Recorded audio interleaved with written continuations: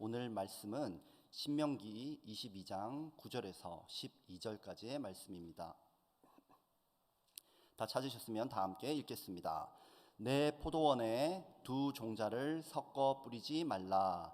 그리하면 내가 뿌린 씨의 열매와 포도원의 소산을 다 빼앗길까 하노라. 너는 소와 나귀를 결의하여 갈지 말며 양털과 배실로 섞어 짠 것을 입지 말지니라. 너희는 너희가 입는 겉옷에 내 귀에 술을 만들지니라. 아멘. 오늘 본문은 이스라엘 백성이 지켜야 할 삶의 양식에 관한 율법입니다. 구체적으로 본다면 하지 말아야 할 것 세 가지와 해야 할 것 한 가지로 나눌 수 있지요. 하지 말아야 할 것은요, 포도원에 두 종류의 씨를 뿌리면 안 되고, 소와 나귀가 한 쟁기를 메고 밭을 갈게 하면 안 됩니다. 또 양털과 배실을 섞어서 옷을 짜면 안 됩니다. 이와는 반대로 해야 하는 것도 있습니다. 그건 뭐냐면 옷에 내 귀퉁이에 실을 꼬아서 만든 술을 달아서 내려야 합니다. 이러한 삶의 양식을 통해서 하나님은 이스라엘에게 무엇을 기대하셨던 것일까요? 또 이 시대를 살아가는 우리에게는 어떤 말씀을 하고자 하시는 것일까요?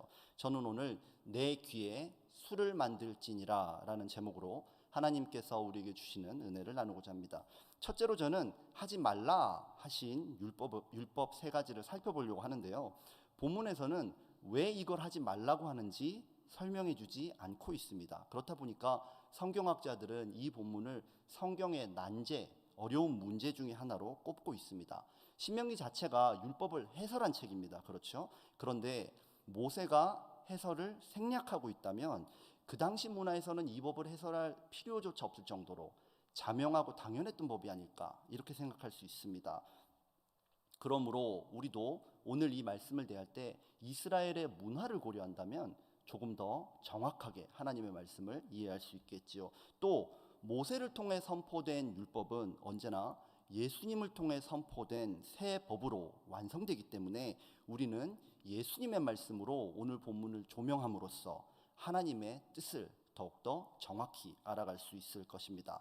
먼저 본문 9절에서는 내 포도원에 두 종자를 섞어 뿌리지 말라라고 말씀합니다. 히브리 원어의 근거에서 제가 설명을 조금 더 해드리면요, 한 포도원에 두 가지 종류의 과일나무죠, 과목을 심지 말라, 이런 말씀입니다. 그런데 하나님께서 두 가지 그 과목을 동시에 경작하는 그것 자체를 반대하고 계시는 것 같지는 않아요. 왜냐하면 누가복음 13장을 보면 하나님의 아들이신 예수님께서 하나님이 어떤 분인지 비유를 하는데 하나님을 포도원에 포도나무와 무화과 나무를 동시에 심은 주인으로 비유하고 있기 때문입니다. 그렇다면 하나님께서 금지하고 계신 것, 지금 오늘 말씀을 통해서 금지하고 계신 것은 과연 무엇일까요? 여러분들 잘 알다시피 포도는 덩쿨을 이루어서 자라는 식물이지요. 그렇다 보니까 사방으로 공간이 많이 필요합니다. 그런데 당연히 밭 모서리 쪽으로 가게 되면 거기는 포도나무를 심을 수 없고 포도를 경작할 수가 없는 그런 곳이 되죠. 그곳에 만약에 무화과 나무를 우리가 한 그루 심는다면 어떨까요? 그 땅 그냥 놀리지 말고, 그 땅 그냥 쉬게 놔두지 말고 거기도 차곡차곡 무화과 나무를 심어 놓는다면 이거 정말 경제적이고 효율적이고 좋은 선택 아니겠습니까?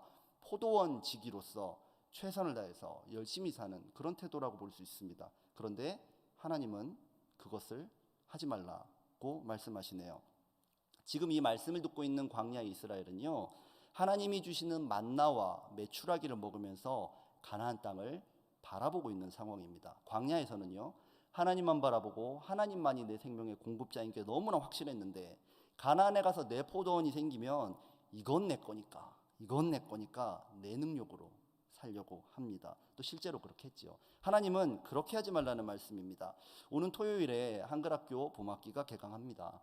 팬데믹이 처음 시작됐을 때는 뭐 어차피 할 수 있는 게 아무것도 없으니까 하나님 살려주세요, 그럼 막 기도하면서 그거 외엔 방법이 없었으니까요. 그렇게 했는데 막상 팬데믹이 풀리고 또 뭐 좀 할 수 있는 상황이 되니까 기도보다는 다른 뭐 좀 기막힌 교육 방법론이나 아니면 교육 행정론을 뒤지고 있는 김준영 교장 선생님의 모습을 보고 깜짝 놀랄 때가 있습니다.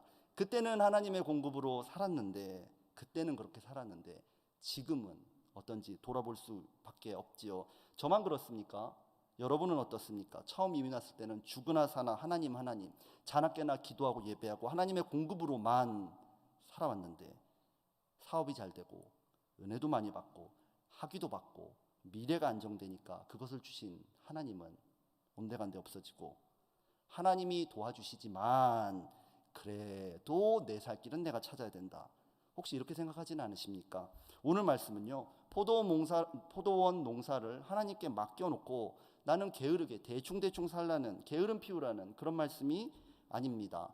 최선을 다해서 열심히 일하고 노력하고 수고해야죠. 그런데 하나님이 공급자시라는 사실을 분명히 하라는 말씀입니다. 이에 대해서 예수님은 하나님의 법 산상수훈에서 이렇게 말씀하셨습니다. 마태복음 6장 26절 말씀을 우리 큰 소리로 한번 읽어보겠습니다. 공중의 새를 보라. 심지도 않고 거두지도 않고 창고에 모아들이지도 아니하되 너희 하늘 아버지께서 기르시나니 너희는 이것들보다 귀하지 아니하냐. 아멘. 우리가 훨씬 더 귀합니다. 또 오늘 본문을 보면요, 소와 나귀를 결의하여서 밭을 갈지 말라고 하십니다. 소와 나귀는 힘, 또 걷는 보폭, 지구력, 이런 게 모두 다 다른 동물이에요. 둘을 만약에 우리가 평행으로 놓고 쟁기질을 한다면 정말 쟁기질 잘 될까요? 밭이 엉망이 되어버릴 것입니다. 그러면 좀 더 머리를 써서 앞뒤로 놓고 쟁기질을 한다면 그건 제대로 될까요? 밭을 망치기는 마찬가지일 것입니다. 세상에 이런 식으로 농사를 지을 사람은 없을 거예요. 그런데도 이렇게 하고 있는 사람이 있다면 그 사람은 도대체 어떤 상황에 처해 있는 것일까요?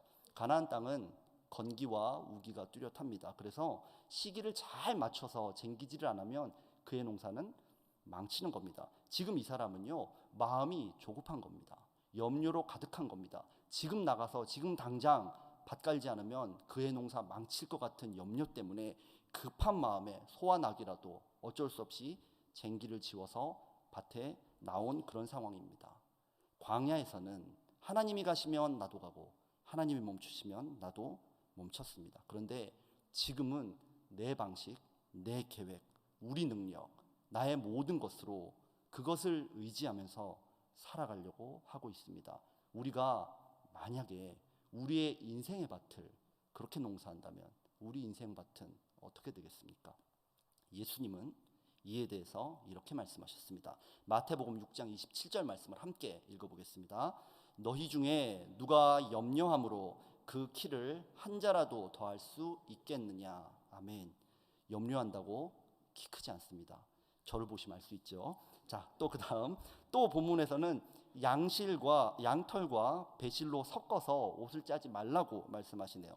하나님은 단일 소재의 옷만 좋아하시고 혼방 소재의 옷은 싫어하시는 것일까요? 이것도 그런 것 같지는 않습니다. 왜냐하면 제사장이 입는 옷은 출애굽기 28장 5절에서 금실과 청색, 자색, 홍색 실과 가늘게 꼰 배실로 만들라고 하셨기 때문입니다.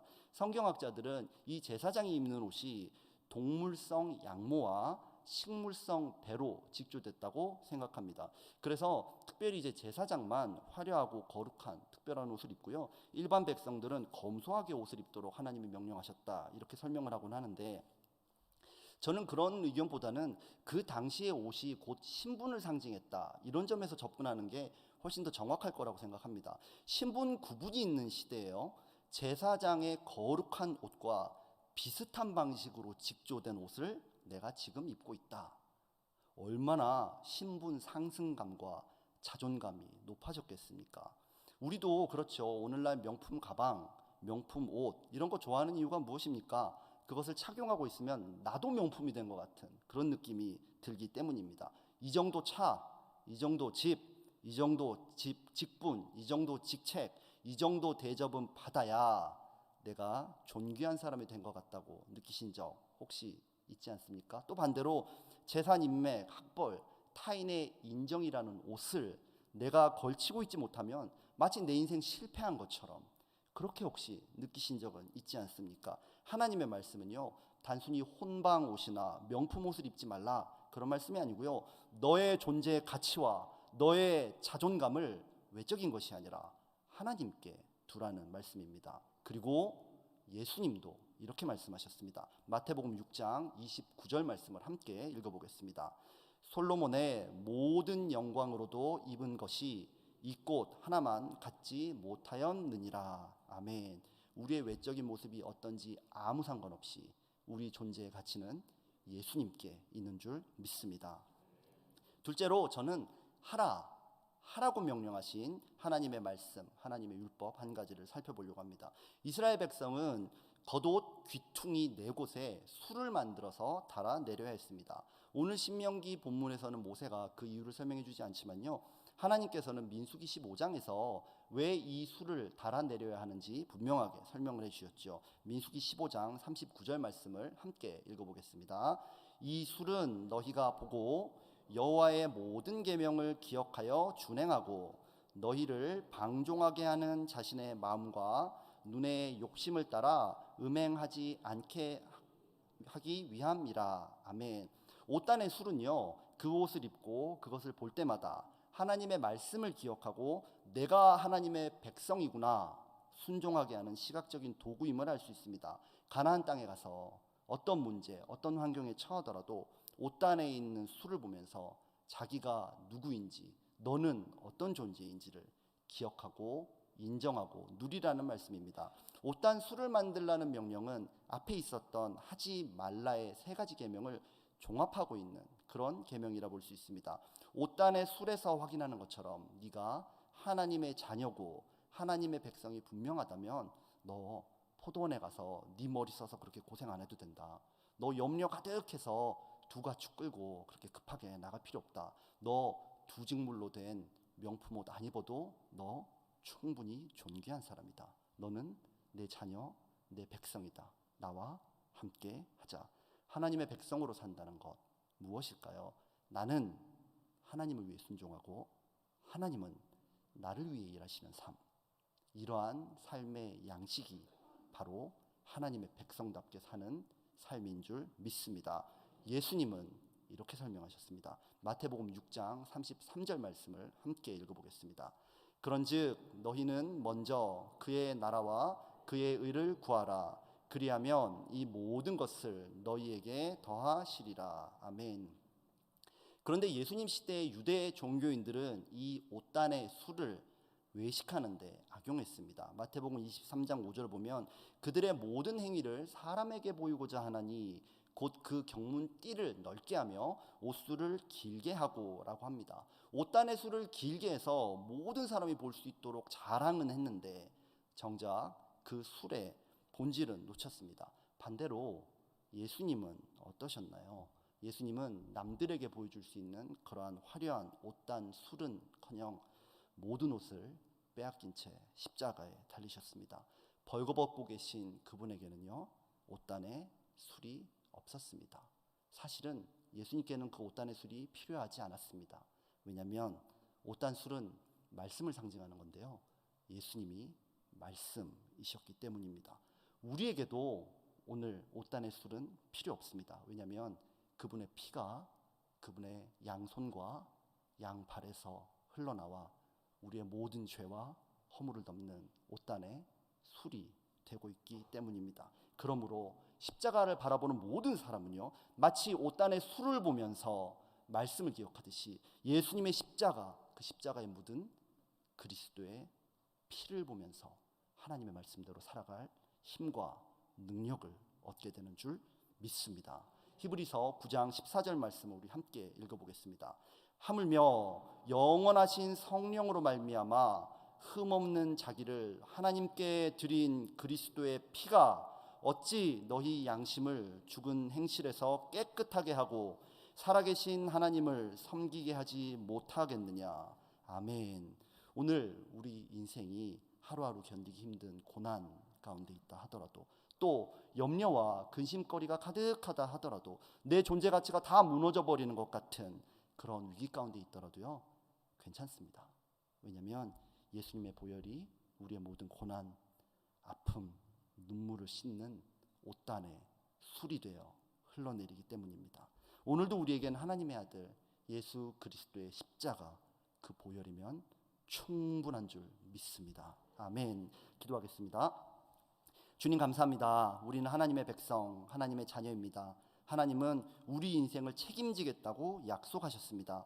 그 약속이 새겨진 십자가 하나님의 능력으로 승리하는 오늘 되게 하여 주시옵소서. 모든 것에 감사드리며 예수님의 이름으로 기도합니다. 아멘.